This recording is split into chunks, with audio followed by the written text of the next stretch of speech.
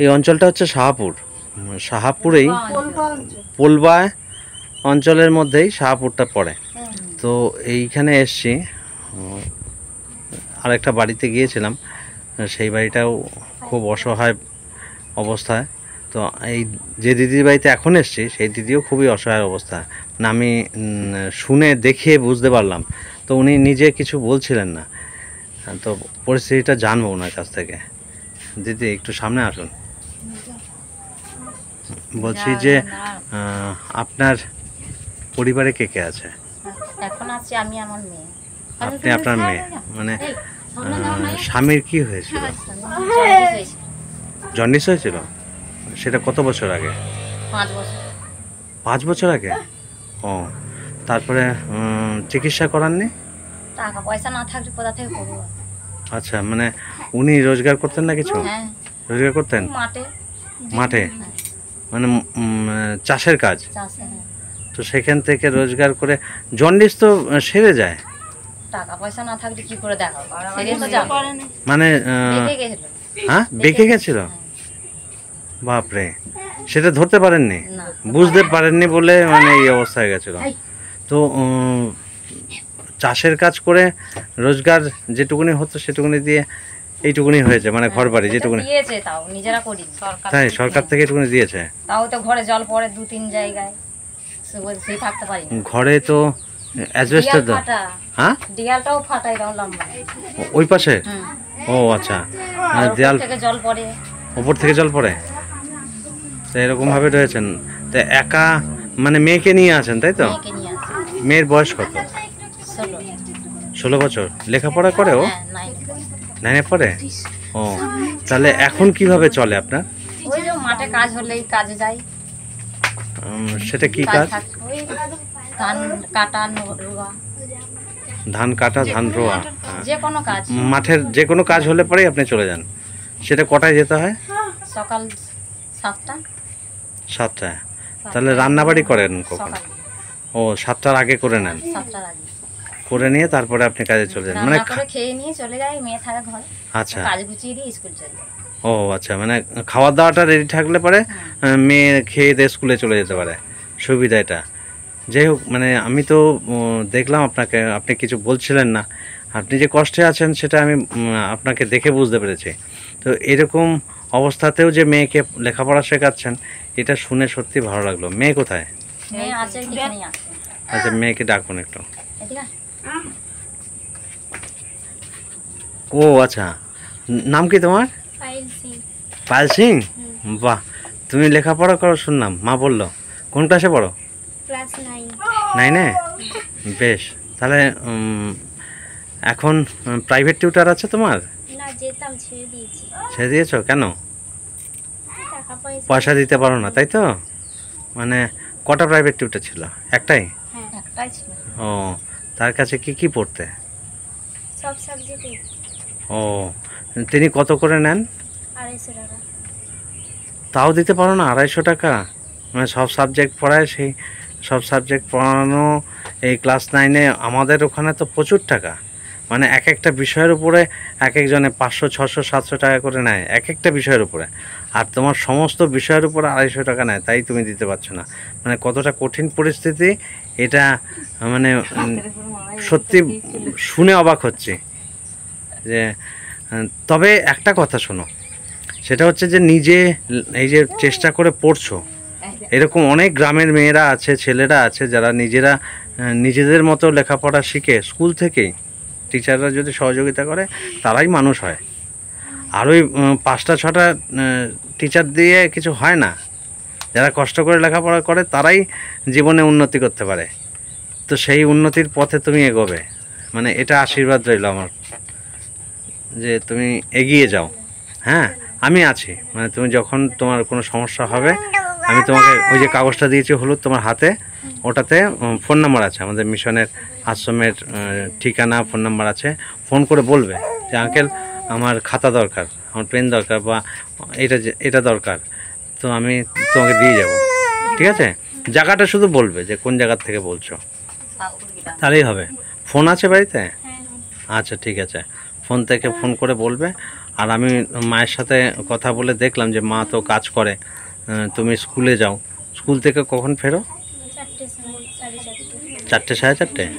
আচ্ছা, যাই হোক আমি আজকে বেরিয়েছি অনেকক্ষণই, এখন তো বিকেল হয়ে গেছে। সকালবেলার দিকে এসে অনেক গ্রামে গ্রামে ঘুরে সব মুদিখানা মাল দিয়ে দিয়েছি, খাতাও কয়েকজনকে দিয়েছি। আমার কাছে যা খাতা আছে আমি দিয়ে যাচ্ছি, হ্যাঁ, সেটা তোমাকে এখন দিয়ে যাব। আবার যেদিনকে আসবে পরে 2-3 দিন 4 দিনের মধ্যে, তখন আমি সব দিয়ে যাব, মুদিখানা মাল দিয়ে যাবো, আরও খাতা পেন পেন্সিল দিয়ে যাবো, ঠিক আছে? এই দিয়ে চালাবে। আর যদি কখনো কিছু দরকার হয় আমাকে বলবে, ঠিক আছে? এবার দিদি বলুন যে মানে এত বছর ধরে যে আপনি মানে এই যে সংসারটা টিকিয়ে রেখেছেন, এরকমভাবে মেয়েকে লেখাপড়া শেখাচ্ছেন কষ্ট করে, ওর ভবিষ্যতের জন্যই, হ্যাঁ, মেয়ের একটা ভবিষ্যৎ হবে এটা বুঝতে পারি, কিন্তু তার মধ্যে থেকেও মানুষের তো সব থেকে আগে প্রয়োজন টাকা। টাকা না হলে কিছু হয় না। মেয়েটা বললো যে 250 টাকা মাত্র টিউশন ফিস দিতে পারে না। তাহলে আপনার রোজগারটা কতটাই কম যে আপনি চালাতে পারেন না, কষ্ট হয়। তো খাওয়াটা জোটে না, হ্যাঁ সত্যিই তাই, খাওয়া জোটে না, তার মধ্যে থেকেও যে এরকমভাবে মানে পেট চালানোই কষ্ট হয়ে যায় এক একটা সময়। সারা বছর কাজ থাকে মাঠে? কাজ থাকে না। লক্ষ্মী ভান্ডার পান? ভান্ডার দেয় একটা দেয়, তাই তো? ওইটা তো সামান্য 1000 টাকা পান, আর কি হবে? সেইটাই তো। আর বাদ বাকি রেশন টেশন পান? দুটো কার্ড আছে। দুটো কার্ড আছে, সেই দুটোতে রেশনটা পান। আচ্ছা, এরপরে বাদ বাকি ধরুন এই যে সিজনটা চলে যাবে তখন তো একদম পুরোই বসে থাকবে, না খেয়ে শুয়ে থাকতে হয়, তাই নাকি? বাপরে, কি করবো, কোথায় পাবো? নাহলে সে স্বাভাবিক কথাই, কোথায় পাবেন? মানে চাষের জমিতে তো এই যে এখন বর্ষার সিজন, এখনই এই কাজটা আছে, এরপর তো এই কাজটা থাকবে না। যখন ধান বোনা সব কমপ্লিট হয়ে যাবে তখন তো হ্যাঁ ঘরেই বসে থাকতে হবে। সেই সময়টা চালানোই তো কঠিন, বুঝতে পারছি মানে কি একটা লড়াই লড়তে হচ্ছে। আমি বিভিন্ন জায়গায় গিয়ে দেখেছি যে মানুষ এরকমভাবেই চাষের কাজ করেই সংসার চালায়, খুব কঠিন অবস্থা। যেহেতু স্বামী নেই আপনার, কত বছর হলো মারা গেছে বলুন? 5 বছর। 5 বছর টেনে যাচ্ছেন, এখনো তো পড়ে রয়েছে। আর মেয়ে বিয়ে দিয়ে দিলে তো তাহলে আপনি একা? একটা মেয়ে ছিল, বিয়ে দিয়েছে, দাদারা বিয়ে দিয়েছে। আচ্ছা, মানে আপনার 2 মেয়ে? হ্যাঁ, পারবো না বলি দাদারা নিয়ে গিয়ে দিয়ে দিয়েছে। ও আচ্ছা আচ্ছা, তাহলে বড় মেয়ের বিয়ে হয়ে গেছে। ওর বয়স কত? 20 হবে। 20? কোথায় বিয়ে হয়েছে? মেমারি? বাহ, ভালো জায়গা তো, বর্ধমানের মেমারি। বেশ। জামাই কি করে? মিস্ত্রি কাজ করে। মিস্ত্রি কাজ করে, বেশ। ও ভালো আছে? ভালোই আছে। ঠিক আছে, এই মেয়েও লেখাপড়া শিখুক, ভালো জায়গায় বিয়ে হয়ে যাবে, চিন্তার কিছু নেই। চেষ্টা তো করছি। হ্যাঁ হ্যাঁ, মানে লেখাপড়া শিখলে পরে কিন্তু তার দাম আছে, হ্যাঁ, সেই মানুষের মূল্য আছে। তো ঠিক আছে, আমি আপনার সাথে কথা বললাম এতক্ষণ, ভালো লাগলো। কষ্ট করছেন, করে যান। আমি আমার তরফ থেকে যতটা সহযোগিতা করার করবো। আমি ওকে খাতাটা দিয়ে দিই, ঠিক আছে?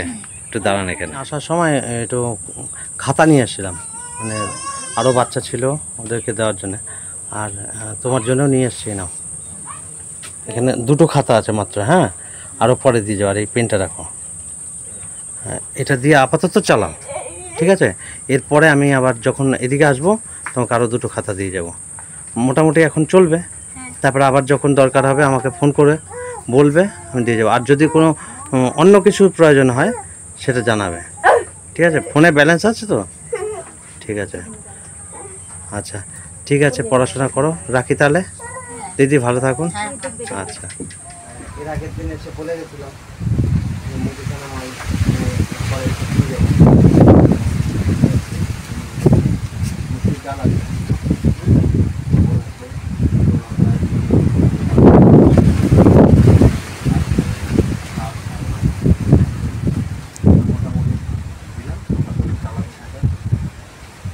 আমার ফোন করবেন, ফোন তো করবেন না জানি, ফোন করলে পরে কি আমরা নজরে থাকি, আমরা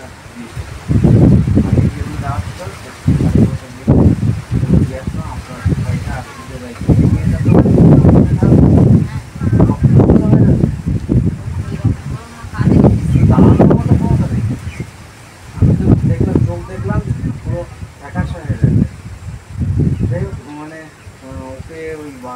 হেলথ সেন্টারে যেতে বললাম, স্বাস্থ্য কেন্দ্রে গেলে পরে আয়রন ট্যাবলেট দেবে। হ্যাঁ, 1 মাস আয়রন ট্যাবলেট খেলে পরে ঠিক হয়ে যাবে।